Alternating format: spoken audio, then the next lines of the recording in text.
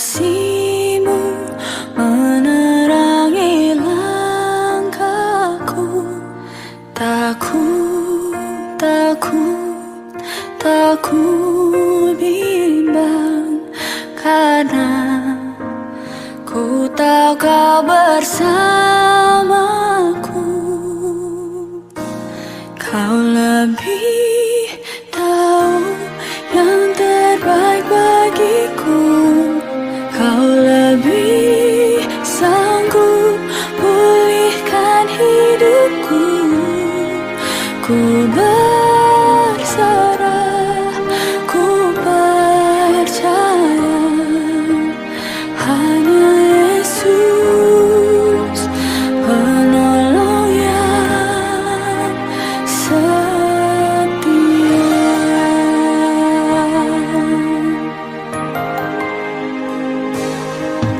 Saat ku berjalan, kasih-Mu menerangi langkahku.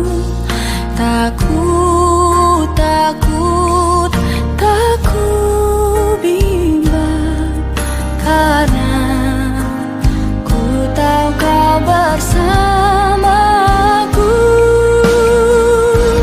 Kau lebih tahu yang terbaik bagiku. Kau lebih sanggup pulihkan hidupku.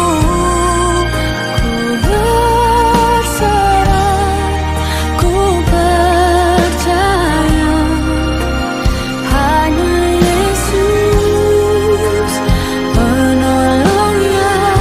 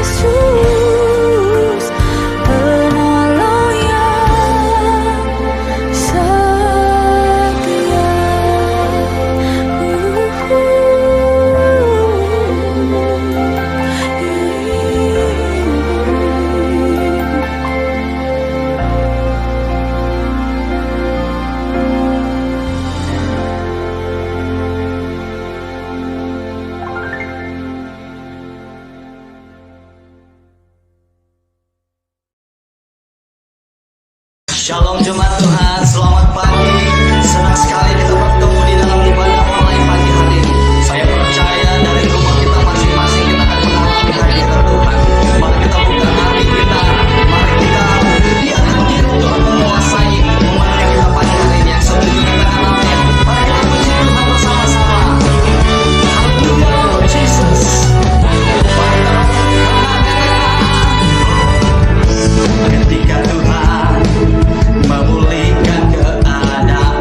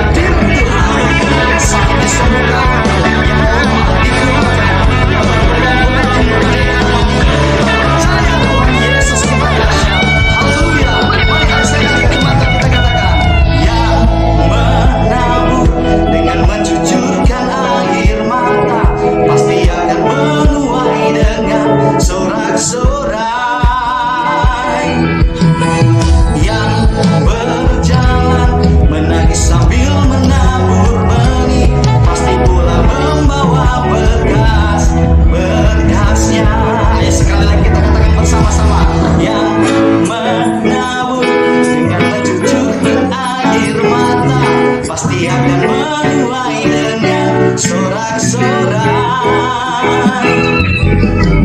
Yang berjalan menangis sambil menabur benih, pasti pulang membawa berkas. Berkasnya yuk bersama-sama kita katakan.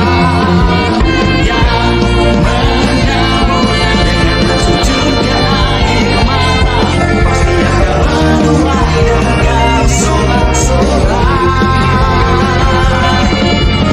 Yang berjalan menangis sambil menabur benih, pasti pulang membawa berkasnya.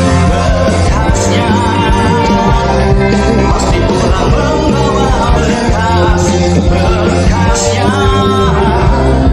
Pasti pulang membawa berkasnya.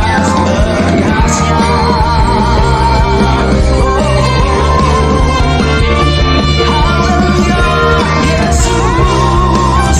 Terima kasih Tuhan. Mari kita katakan bersama-sama, haleluya. Tuhan Yesus dahsyat, Tuhan Yesus luar biasa. Mari jemaat Tuhan, pagi hari ini kita siapkan hati kita. Kita undang Roh Kudus memenuhi setiap hati kita. Kita percaya saat kita mendengar firman Tuhan, ada urapan, ada kuasa Tuhan memenuhi kita pagi hari. Mari saya ajak kita buka hati kita bersama-sama. Kita undang Roh Kudus Tuhan mengalir memenuhi kita pagi hari ini. Terima kasih. Haleluya.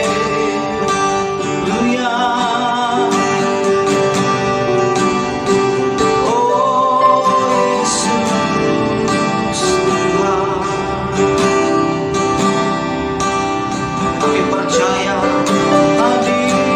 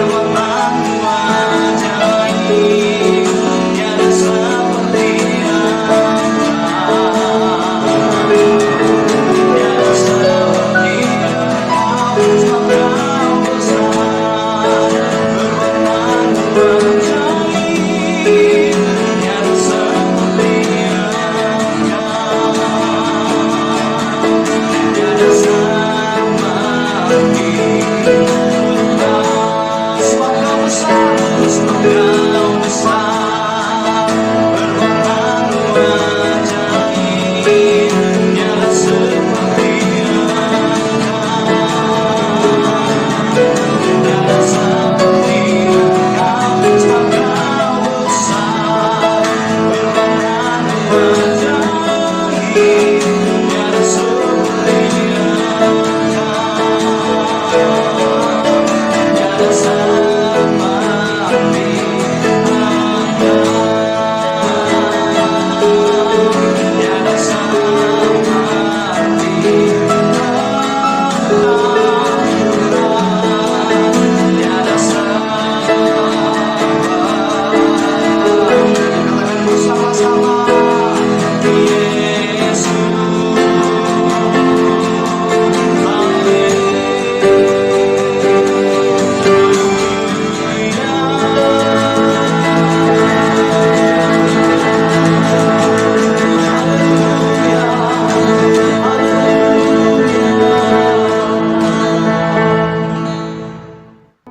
Shalom semuanya, selamat pagi. Senang sekali bertemu sekali lagi di ibadah online pagi hari ini. Saya percaya kita yang di rumah semuanya mengalami sukacita Tuhan. Walaupun kita beribadah di rumah, yang mengalami sukacita Tuhan boleh lambai-lambaikan tangannya di rumah. Wow, luar biasa.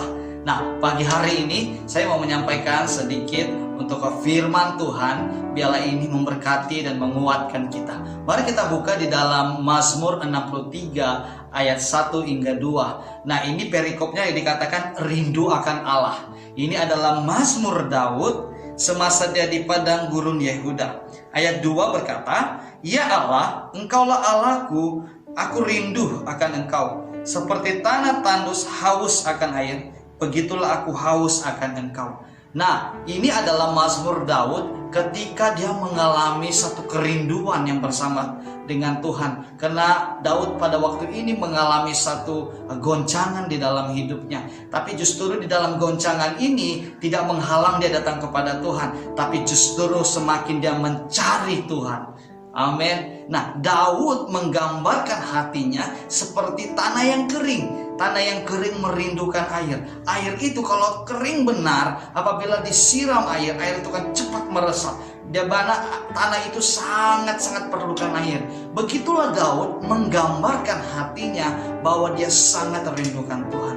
Saya percaya pagi hari ini yang kita mendengar firman ini, saya percaya kita juga mengalami kehausan, kerinduan, keintiman bersama Tuhan. Mari kita bangun pribadi kita bawa hati kita, biar kita punya rasa rindu, rasa haus yang dialami seperti Daud. Begitu juga kita mengalami dengan Tuhan. Saya rindu, biarlah di dalam masa hari-hari ini, di masa pandemik ini, kita mengalami Tuhan secara pribadi. Karena kita rindu mau bersekutu dengannya. Sungguh pun keadaan hari ini yang sangat tidak baik, yang mendukacitakan. Tapi saya percaya waktu kita sangat ingin datang kepada Tuhan, punya kehausan yang dalam, saya percaya roh kita menyala-nyala. Kita haus, kita mau datang dan percaya kepada Tuhan. Sehingga kita yang lemah dikuatkan. Katakan amin. Yang sakit disembuhkan, yang berbeban berat dimerdekakan. Wow, luar biasa. Nah, ini saja yang renungan yang saya mau bagikan supaya meneguh dan menguatkan kita. Kita akan mendengar firman Tuhan yang akan disampaikan oleh Pendeta Fransiskus Irwan Wijaya, merupakan Gembala GBI My Home di Tanjung Pinang dan juga Ketua Departemen Rayon Misi. Mari kita buka hati kita, mari kita belajar bersama-sama. Haleluya, Tuhan Yesus memberkati. Shalom. Shalom rekan-rekan di BCM Kucing, Sarawak, Sabah, dan subrayon Borneo lainnya yang ada di Kalimantan Barat. Puji Tuhan, hari ini boleh menyapa saudara sekalian dimanapun saudara berada dan di tempat pelayanan dimanapun. Nah, hati yang gembira adalah obat. Saya selalu bergembira saudara. Hari ini saya akan berbagi tentang berbuah di musim yang tidak berbuah. Tapi sebelumnya saudara, saya mau ajak saudara untuk mengingat satu ayat ini. Di dalam kitab Ibrani dikatakan waktu itu suaranya menggoncangkan bumi. Tetapi sekarang ia memberikan janji, satu kali lagi aku akan menggoncangkan bukan hanya bumi saja, melainkan langit juga. Nah saudara ini kasih Tuhan, kalau ingat ayat itu, saya merenung-renung sampai hari ini Tuhan memang sedang menggoncang. Menggoncang dunia ini 1 tahun yang lalu dengan hanya satu virus saja. Dan mengakibatkan semuanya harus tiarap. Semua kegiatan, semua sekolah, semua ibadah harus merenung ulang hakikat kehidupan ini. Nah kalau kita perhatikan coronavirus ini saudara, yang bulan Februari awal itu sudah menjangkiti hampir 6 juta orang lebih. Bahkan yang membuat yang meninggal itu 2,3 saudara. Di Indonesia sendiri yang terinfeksi lebih dari 1 juta, yang meninggal karena corona ini udah 31 ribu. Dan kita di tim misi ini kehilangan sahabat, rekan, kasub rayon kita yang kita kasih yang ada di Riau Daratan, saudara, juga meninggal di awal tahun, saudara, karena corona. Bahkan 2 hari berikutnya saya kehilangan lagi wakil saya di Indonesia Cerdas. Saudara ini kasih Tuhan, corona itu nyata. Makanya kita tetap harus memperhatikan protokol. Nah, saudara ini kasih Tuhan, hari ini saya ajak saudara merenung kembali selama musim corona ini, praktis kita ini musim yang tidak baik, saudara. Tetapi di musim yang tidak baik ini, Tuhan mau saya dan saudara tetap berbuah. Kalau kita lihat di dalam kitab Markus pasal 11 ayat 12 sampai 14 dikatakan, keesokan harinya sesudah Yesus dan ke-12 muridnya meninggalkan Betania, Yesus merasa lapar. Ini agak sesuatu mengganjal hati saya. Yesus sudah biasa puasa, sudah biasa nggak makan, saudara. Bahkan dia selalu didampingi orang-orang yang siap sedia melayani dia. Kalau kata lapar itu harusnya tidak bagian dari Yesus, saudara ya. Saya hamba Tuhan yang biasa-biasa aja, kemanapun saya nggak pernah kekurangan makan. Apalagi Yesus. Nah dikatakan dari jauh ia melihat pohon ara yang sudah berdaun. Ia mendekatnya untuk melihat kalau ia mendapat apa yang ada pada pohon itu, dikatakan. Tapi waktu ia tiba, ia tidak mendapat apa-apa selain daun-daun saja. Kenapa saudara? Sebab memang bukan musim buah ara. Saudara, alasan yang kedua, nggak ada alasan bagi Yesus sebenarnya. Lihat pohon ara, dia datang, saudara, dia mau makan, sedangkan dikatakan di situ itu memang bukan musim buah ara. Saudara ini kasih Tuhan perlu Bapak Ibu rekan-rekan misi jemaat Tuhan di subrayon Borneo ini mengerti. Saudara, pohon ara itu kalau dia sudah berdaun biasanya pasti berbuah. Kenapa? Karena waktu mereka tumbuh di musim semi, saudara, itu buahnya keluar dulu baru akhirnya daun, saudara ya. Jadi kalau sudah berdaun pasti orang perkirakan itu pasti berbuah. Ternyata ketika Yesus datang di situ, saudara, pohon ara itu nggak berbuah. Maka katanya kepada pohon itu, jangan lagi seorang pun makan buahmu selama-lamanya. Dan murid-muridnya pun mendengar. Saudara, singkat cerita pohon itu kan kering, kena kutuk, mati saudara. Nah Bapak Ibu saudara dikasih Tuhan, di perumpamaan yang lain lagi di dalam kitab Lukas diceritakan seorang pemilik kebun, sudah 3 tahun aku datang mencari buah pada pohon ara ini. Dan dikatakan dan aku tidak menemukannya. Dia bilang, tebanglah pohon ini, untuk apa ia hidup di tanah ini dengan percuma. Potong aja. Terus penjaga bilang, sabar Pak, sabar. Saya cangkul lagi, saya kasih pupuk lagi. Mana tahu tahun depan berbuah, kalau enggak ya dipotong aja. Saudara ini kasih Tuhan, memasuki tahun 2021, di awal tahun, semua orang berbicara mengenai tahun yang tidak menentu. A year of uncertainty. Walaupun saudara dikatakan diketemukan vaksin, saudara ya, anti corona, saudara, tetapi kan virus ini develop lagi, saudara, berevolusi lagi, saudara ya. Nah saudara, jadi orang memperkirakan nggak menentu. Kalau saudara lihat di pasar saham sebentar naik, sebentar turun, bahkan sometimes di ban karena nggak normal. A year of uncertainty. Tahun di mana tahun-tahun yang tidak menentu. Sementara kita memasuki tahun yang tidak menentu ini dengan tahun yang dinamakan the year of integrity. Mau nggak mau, suka nggak suka, di bawah tekanan tahun yang tidak menentu, saya dan saudara harus hidup bersinar, menunjukkan saya dan saudara adalah anak-anak Tuhan yang punya integritas di dalam hidup ini. Nah, saudara ini kasih Tuhan, sekarang pertanyaannya buat Subrayon Misi Borneo, buah apa yang diharapkan dalam hidup kita di masa seperti sekarang? Apa sih yang di-expect dari hidup saya dan saudara di masa-masa seperti sekarang? Saudara yang dikasih Tuhan, buah yang pertama yang bisa kita hasilkan di masa-masa sulit ini, di masa tidak musim berbuah ini adalah buah pertobatan, the fruit of repentance. Saya ingat satu ayat di Matius pasal 3 ayat 8. Firman Tuhan bilang apa saudara? Kapak sudah tersedia pada akar pohon. Ya, hendaklah kamu menghasilkan buah pertobatan, kata Yohanes Pembaptis. Kapak sudah di tangan ketika dia melihat orang-orang ahli Taurat, orang Farisi sedang ngantri untuk minta dibaptis.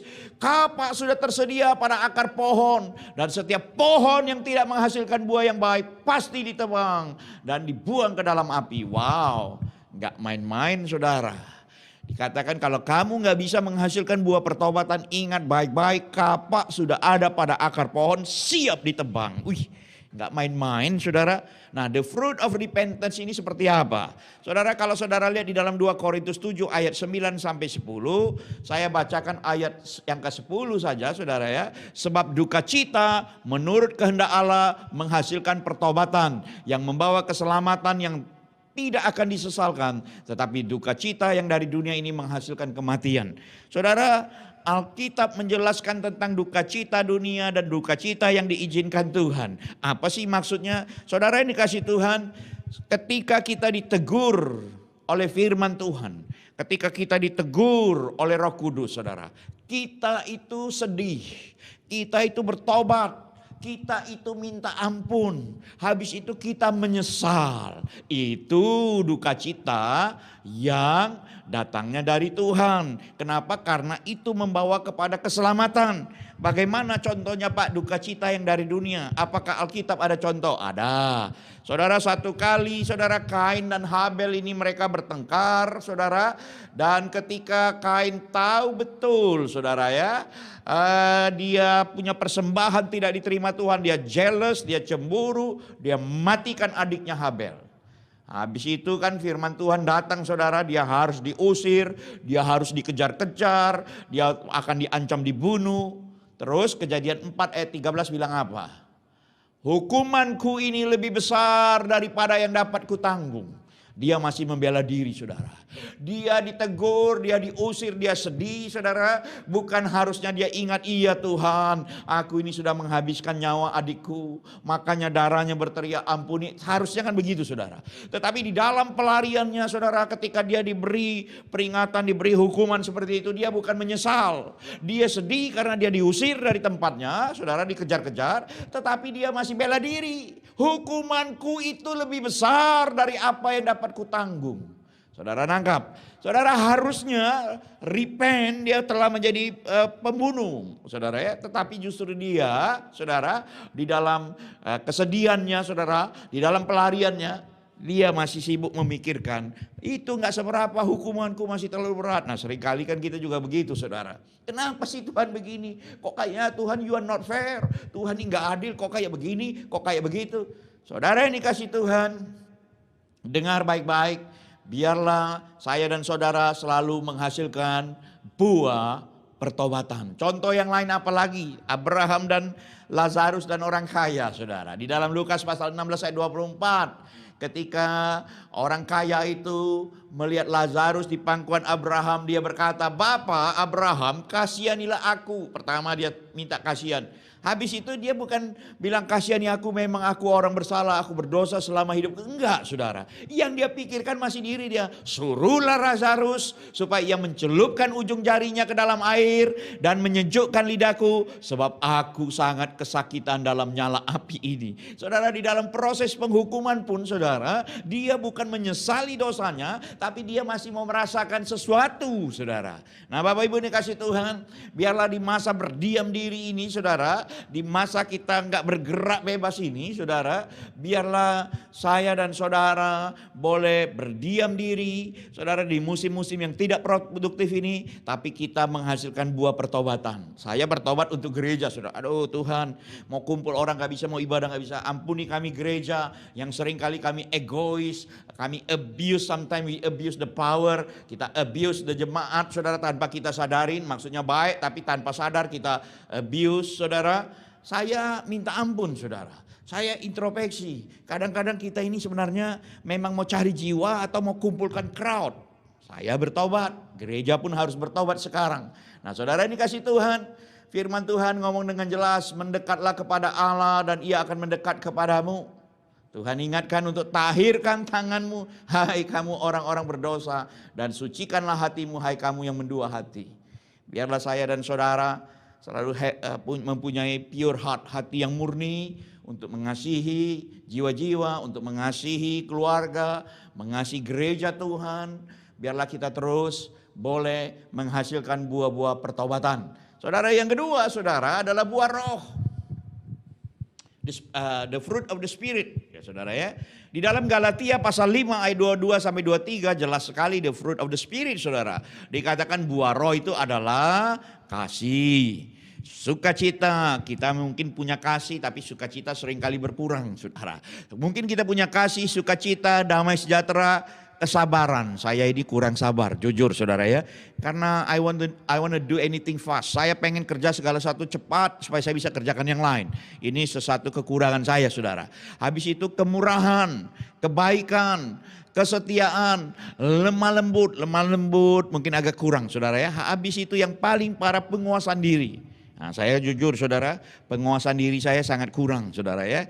Kadang-kadang is very emotional saudara dalam melakukan tugas, mau cepat saudara, mau tuntas, mau perfect. Nah, penguasaan diri ini kurang. Saya perlu bertobat untuk ini saudara. Banyak saya merenung soal buah roh ini. Mampukan supaya saya boleh lulus dan menghasilkan buah-buah roh di musim yang tidak berbuah ini.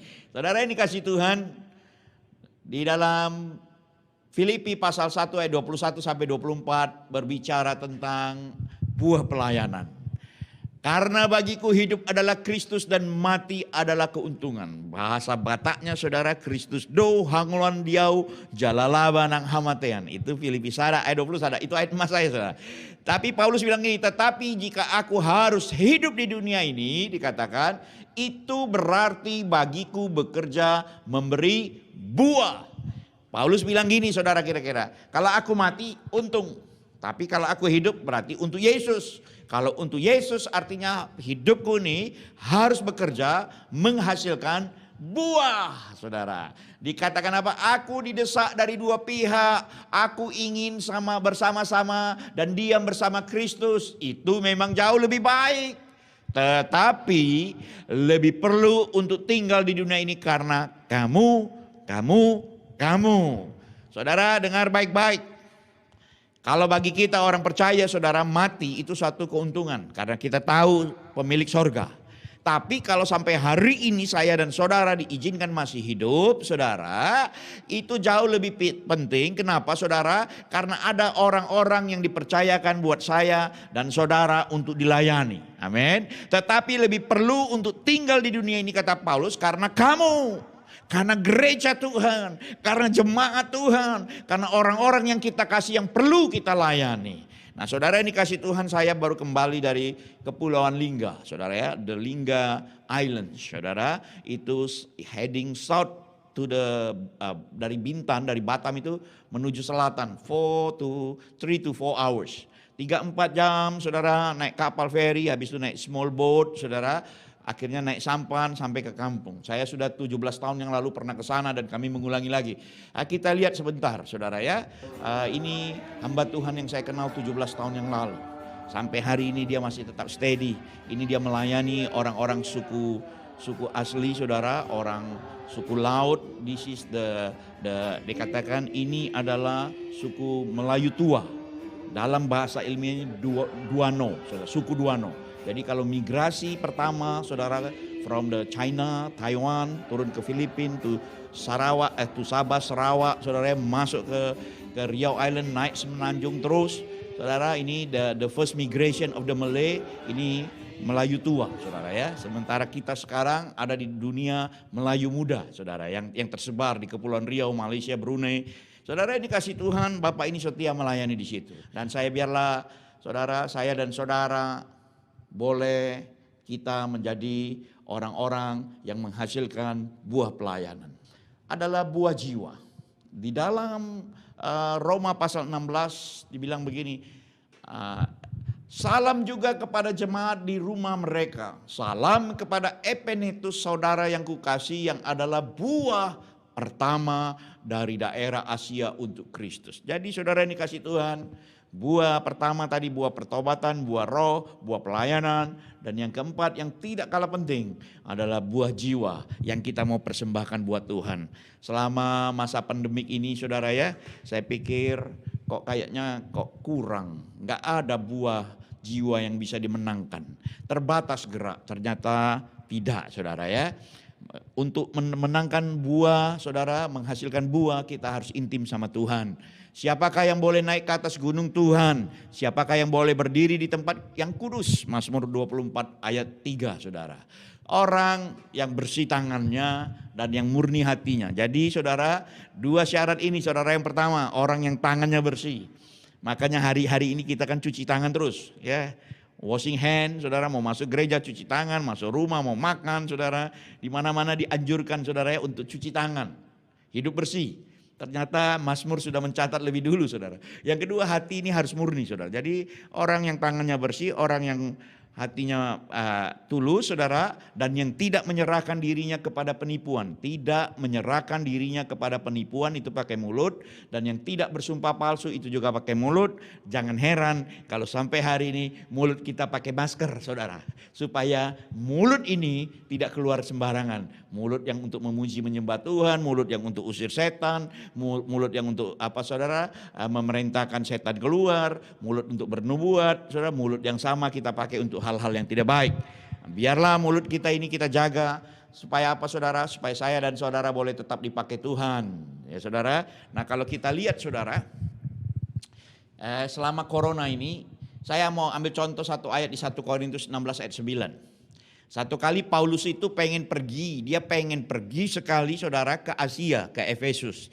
Tapi dia tertahan, singkat cerita dia pergi ke Makedonia. Dia masuk ke Filipi saudara ya, dia ke Filipi, ke Makedonia saudara.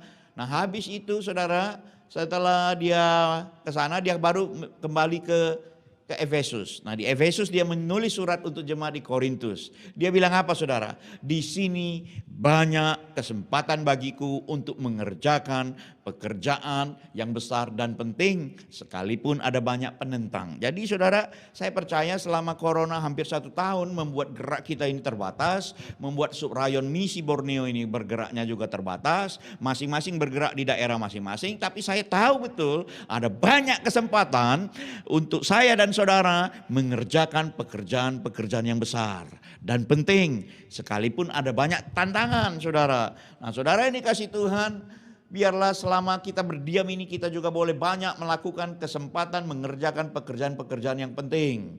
Saudara perhatikan untuk wilayah subrayon misi Borneo, Kalimantan Barat, Sarawak, Sabah juga Brunei saudara. Seringkali kita suka berandai-andai. Sama dengan murid-murid bilang saudara, 4 bulan lagi musim menuai. Bukankah kamu mengatakan 4 bulan lagi adalah musim menuai? Tetapi aku berkata kepadamu, lihat sekelilingmu, pandang ladang-ladang yang sudah menguning dan matang untuk dituai. Kalau Yesus nggak bilang 4 bulan lagi nanti tunggu corona diam baru kita lihat lagi apa yang bisa kita buat. No, now, lihat, now, take the action. Saudara ini kasih Tuhan, satu kali saudara, Paulus ada di dalam penjara. Di dalam 2 Timotius 4 ayat 1-8. Dia menulis surat untuk Timotius muridnya. Dia bilang begini saudara. Di hadapan Allah dan Kristus Yesus yang akan menghakimi orang yang hidup dan yang mati. Aku ini mau berpesan dengan sungguh-sungguh kepadamu demi penyataannya. Ya kan? Dia bilang, aku mau ngomong sungguh-sungguh dengan kamu nih. Perhatikan, dia tulis surat. Beritakanlah firman, siap sedialah, baik atau tidak baik waktunya. Nyatakanlah apa yang salah, tegurlah dan nasihatilah dengan segala kesabaran dan pengajaran. Karena akan datang waktunya orang tidak dapat lagi menerima ajaran sehat, tetapi mereka mengumpulkan guru-guru menurut kehendaknya untuk memuaskan keinginan telinga. Saudara bayangkan, hari-hari ini kan banyak guru-guru saudara. Bahkan dokter-dokter palsu pun sibuk bersaksi. Saudara, yang mereka sibukkan ini vaksin boleh apa tidak, 666 Yesus sudah mau datang, antikris, itu saja yang mereka sibukkan. Sementara jiwa yang di luar sana yang perlu pertolongan gak dibuat apa-apa saudara. Makanya Paulus 2000 tahun yang lalu dia ingat betul, beritakan firman, siap sedialah, baik atau tidak baik waktunya. Nah saya ingat itu saudara, karena kalau ingat pesan ini saya ingat satu kali saya dalam perjalanan. Saya dalam perjalanan dari Batam, I want to go home saudara ya. My hometown itu Jambi, Central of Sumatera. Tapi no flight at the time. Waktu itu belum ada pesawat saudara, tahun 96. Jadi saya harus dari Batam saudara menuju Kuala Tungkal. Itu kurang lebih 4 jam. Nah di dalam kapal itu kami bertiga. Saya, istri saya, dan anak saya baru 3 tahun namanya Joshua. Kapal baru jalan 1 jam, tiba-tiba itu ombak datang besar saudara. Kaca orang sudah mabuk muntah-muntah, tiba-tiba kaca sebelah kanan saya saudara lagi duduk, puas pecah saudara. Air masuk, orang kaget, semua berteriak. Waktu orang berteriak, hati saya berdebar-debar. Hati saya berdebar-debar bukan karena takut kapal tenggelam, tapi hati saya berdebar-debar sepertinya ada suara Roh Kudus untuk mengingatkan saya, ini waktunya kamu bersaksi. Kamu lihat ini uncle sebelahmu udah ketakutan. Kamu lihat bapak tua ini sudah ketakutan. Kamu lihat ama di belakangmu sudah ketakutan. Saya gak berani saudara. Saya hanya berbisik sama istri saya, Mami kayaknya Roh Kudus mau aku bersaksi. Terus istri saya cuma bilang nih, kamu jangan ngaco ya. Kamu jangan ngaco ya. Saudara, akhirnya I keep quiet. Oke, dalam hati saya, Tuhan, kalau Tuhan pengen saya bersaksi, pecahkanlah kaca sebelah kiri saya lagi. Saya pikir kan ngomong iseng-iseng aja saudara. Tiba-tiba pecah betulan. Duar sekali ini penumpang dari bawah berteriak, dari atas turun. Semua bertempuk di tengah karena di tengah ini pintu saudara. Wah, semua berebut cari pelampung. Dan saya ingat betul di kursi saya ada 2 kiri kanan saudara. Saya tahan dulu, saya bilang sama istri saya, Mami kamu ingat ini ada pelampung 2. Yang pertama kamu pakai dulu, yang kedua kamu kasih pakai anak kita. Wah saudara, very gentleman saudara. Istri saya pikir, wah ini suami yang hebat betul saudara ya. Jadi kalau bapak-bapak, ibu-ibu, kalau ada anak-anak gadis, carilah saudara jodoh kayak gembalamu ini. Ya promosi sedikit, punya tanggung jawab. Saudara, terus istri saya bilang gini, Papi kamu gimana? Saya bilang, kamu gak usah khawatir, aku yang penting kamu sama anak-anak ada pelampung dulu. Papi kamu gimana? Kamu jangan khawatir, saya bilang. Terus saya bisik sama dia, aku bisa ambil punya orang. Nah kira-kira gitu. Saudara, ini kasih intermezzo, jangan tegang. Saudara, ini kasih Tuhan, saya ingat. Terus sudah orang berteriak-berteriak, saya lupa untuk bersaksi. Malah saya sibuk cari pikirkan pelampung. Terus mikirkan pelampung siapa yang harus saya ambil kalau ada apa-apa. Sambil saya ngomong, kalau Tuhan memang mau saya bersaksi, pecahkan sekali lagi Tuhan. Nah ternyata tidak pecah. Saya bilang, kan gak pecah. Tapi saudara tahu, hampir 6 tahun saya dikejar-kejar rasa penyesalan. Karena saya tahu momen itu cocok untuk saya doakan orang, tumpang tangan, bersaksi sama sebelah saya saudara. Tapi saya gak lakukan. 6 tahun sampai satu kali saya menghadiri satu seminar tentang penginjilan. Dan saya mendengar seseorang bersaksi tentang The Titanic Last Hero.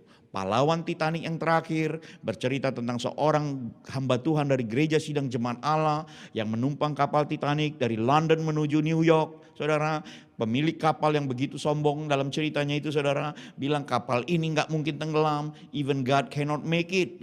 Tuhan pun gak bisa menenggelamkan kapal ini.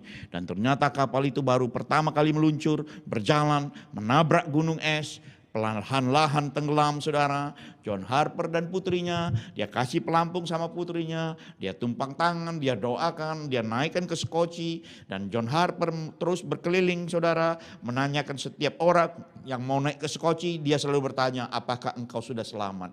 Apakah engkau sudah selamat? Saudara, sampai akhirnya dia juga terjun ke laut dingin saudara. Di tengah laut subuh-subuh dia melihat ada seorang anak muda yang sedang terapung-apung saudara. Dia datangin orang muda itu hanya berteriak-teriak, aku takut mati, aku takut mati, aku takut mati. John Harper bilang, anak muda kamu pakai jaket pelampung, you take my life jacket katanya.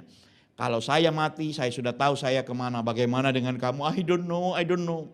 Saudara tahu, di subuh-subuh itulah dia menuntun anak muda ini untuk menerima Yesus. Dan anak muda ini melihat bagaimana akhirnya John Harper itu tenggelam. Saudara, ini kasih Tuhan, anak muda ini selamat dan dialah yang bersaksi, dialah yang menulis, saudara ya, The Titanic Last Hero. Saya tahu nangkep sekarang saudara, dalam keadaan baik maupun tidak baik, ketika Roh Kudus berbicara, I have to take the action. Supaya saya boleh menghasilkan buah jiwa-jiwa. Nah saudara, Desember kemarin saya pikir, waduh sudah nggak mungkin dibaptis orang. Sepanjang tahun kok nggak ada jiwa yang dimenangkan. Ternyata saya keliru saudara. Tanggal 15 Desember saya ingat betul ada 4 orang datang kepada saya, kami mau dibaptis Pak. Sudah 1 tahun kami dengar firman Tuhan. Yang lain bilang saya sudah 3 tahun Pak. Saya menunggu, tak kayaknya tidak ada waktu lagi. Saya mau melangkah. Akhirnya saya baptis 4 orang saudara. Dan itu bukan pelayanan yang sehari ini langsung besok dibaptis, enggak. Ada waktu yang 2 orang 1 tahun, yang 3 orang 1 tahun, yang 1 orang 3 tahun. Saudara, ini kasih Tuhan, satu kali saya ada di Tangerang bulan Januari. Saya lagi makan mie saudara. Tiba-tiba saya lihat bapak ini sedang berkeluh kesah. Saudara, dan singkat cerita, saya bercerita tentang Yesus dan saya doakan dia. Dengar Bapak Ibu ini kasih Tuhan. Ada kebutuhan manusia di dalam hidup ini, di dalam relung hatinya ada gap yang tidak bisa diisi oleh apapun. Gap itu nggak bisa diisi oleh materi, nggak bisa diisi oleh pendidikan, pekerjaan, bisnis, nggak bisa saudara.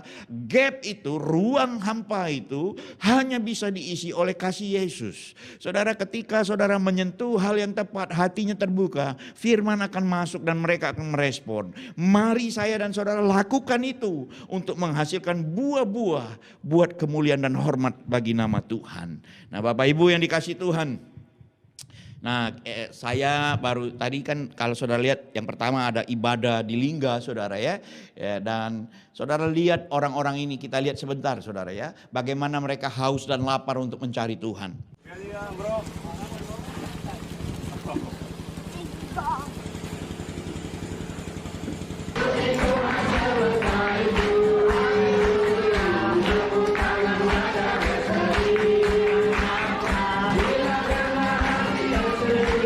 Luar biasa perjuangan mereka.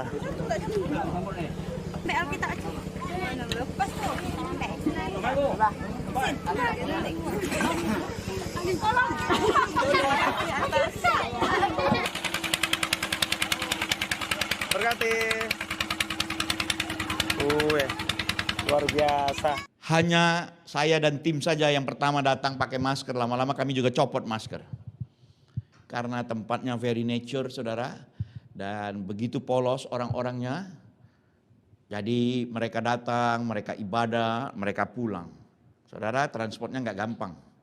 Tapi saya mau kasih tahu, itulah setiap jiwa-jiwa yang saya dan saudara harus layani. Di Kalimantan banyak tempat, di Sarawak, di Sabah, di Brunei, ada banyak jiwa-jiwa yang Tuhan percayakan buat saya dan saudara.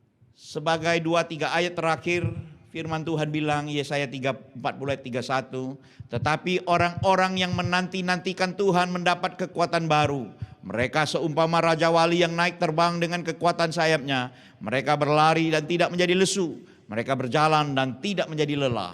Itu harapan saya buat jemaat Subrayon Misi Borneo. Kita boleh berlari tapi kita nggak pernah lesu. Kita mau berjalan tapi kita nggak pernah lelah. Karena selalu ada pengharapan di dalam Tuhan. Nah Bapak Ibu yang dikasih Tuhan, Yeremia 17 ayat 8 bilang, ia akan seperti pohon yang ditanam di tepi air, yang merambatkan akar-akarnya ke tepi batang air, dan yang tidak mengalami datangnya panas terik, yang daunnya tetap hijau, yang tidak khawatir dalam tahun kering, dan yang tidak berhenti menghasilkan buah. Biarlah saya dan saudara terus menghasilkan buah di musim-musim yang tidak berbuah. Kalau kita perhatikan PowerPoint ini saudara, ini pepaya ini bukan hanya di tepi sungai, dia tumbuh di batu-batuan tembok yang terjepit. Kalau saja saudara dia tidak berbuah, saya percaya pemiliknya sudah tebang lama. Dia pun berusaha untuk menghasilkan buah yang terbaik. Biarlah saya dan saudara boleh menghasilkan buah-buah pertobatan, buah-buah roh, buah-buah pelayanan, dan buah-buah jiwa-jiwa yang ada. Terakhir saudara ini kasih Tuhan, Satu film kartun yang sangat terkenal, judulnya adalah The Grave of the Fireflies. Kuburannya kunang-kunang ya saudara ya. Saya nggak tahu kunang-kunang bahasa Malaysianya apa, bahasa Indonesia kunang-kunang. Ini bercerita tentang Perang Dunia Kedua saudara. Seorang anak kecil dia menggendong adiknya saudara yang sudah jadi mayat, ngantri di tempat pembakaran mayat. Ya, jadi dia mau membakar mayat adiknya ini sudah meninggal. Saudara, orang tuanya sudah mati kena bom mungkin saudara ya waktu Perang Dunia Kedua, Hiroshima, Nagasaki. Dan adik kecil ini membawa adik gadisnya saudara, anak kecil ini menggendong adik perempuannya saudara. Dan dia ngantri di tempat pembakaran mayat, krematorium saudara ya. Dan ketika dia sampai di situ saudara, anak kecil ini adiknya mati bukan karena penyakit saudara, tapi mati karena kelaparan. Petugas pembakaran mayat bilang, letakkan bebanmu di sini. Saudara, setelah anak kecil laki-laki ini berdiri, dia lihat orang itu saudara. Dia cuma bilang, dia bukan beban. Dia bukan beban. Dia adik perempuanku. Dia taruh saudara, dia pergi sambil hancur hati. She is not my burden. Dia bukan bebanku. Dia bukan bebanku. Dia bukan beban. Dia adikku. Hatinya hancur saudara. Nah, saudara, saya dapat pesan moral apa saudara? Saudara, menghasilkan buah dalam hidup ini bukan beban. Terjun di dalam pelayanan itu bukan beban. Menghasilkan buah-buah jiwa-jiwa yang dimenangkan itu bukan beban. Mengasihi orang-orang yang perlu dikasih itu bukan beban. Terlibat di ladang misi itu bukan beban. Tapi dia adalah bagian dari hidup kita. She is my sister, she is part of my life. Saudara, jadi biarlah hari ini pesan untuk kita semua.